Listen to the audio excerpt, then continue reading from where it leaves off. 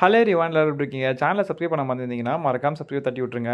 இந்த வீடியோல நம்ம ஸ்ட்ரிம்ஸ் பத்தி தான் பார்க்க போறோம். எல்லாருமே பார்த்தீங்கன்னா, இந்த மாரி பிளெயின் எல்லோ, ரெட், ப்ளூ இந்த மாரி ஒரு பிளெயின் கலர்ஸ் பார்த்திருப்பீங்க. இந்த வீடியோல வரப்போற ஸ்ட்ரிம்ஸ் எல்லாமே ரொம்ப ஹை கிளாஸா இருக்கும். நீங்களே பாருங்க எப்படி இருக்குன்னு சொல்லிட்டு. இப்போ நம்ம ஸ்ட்ரிம்ஸ் வளர்க்கறதுக்கூடிய வாட்டர் பாராமீட்டர்ஸ் பத்தி பார்க்கலாம். இதுக்கு பார்த்தீங்கன்னா, pH லெவல் வந்து 6.5ல இருந்து 8க்கு இருக்கணும்னு சொல்றாங்க. அதே மாரி வாட்டரோட ஜெனரல் ஹார்ட்னஸ் பார்த்தீங்கன்னா, 6 to 10 இருக்கணும். டெம்பரேச்சர் பார்த்தீங்கன்னா 68 டிகிரி ஃபாரன்ஹீட்லேருந்து 78 டிகிரி ஃபாரன்ஹீட் வரைக்கும் இருக்கணும்.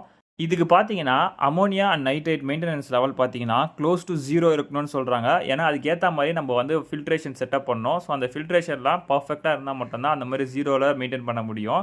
ஸோ நீங்கள் வந்து அடிக்கடி வாட்டர் சேஞ்ச் பண்ணுற மாதிரியும் இருக்கும் இந்த ஷ்ரிம்ப் வளர்க்கணுன்னா. ஷ்ரிம்ப் வளர்க்குறதுல மேஜர் பார்ட் இன்னொன்று இருக்குது. என்னென்னா ஹைட்ரோட் ஸ்பேஸு. ஷ்ரிம்புங்களுக்கு ரொம்ப நல்லாவே பிடிச்ச இடம் பார்த்தீங்கன்னா ஹைட்ரோட் ஸ்பேஸ்ன்னு தான் நான் சொல்வேன்.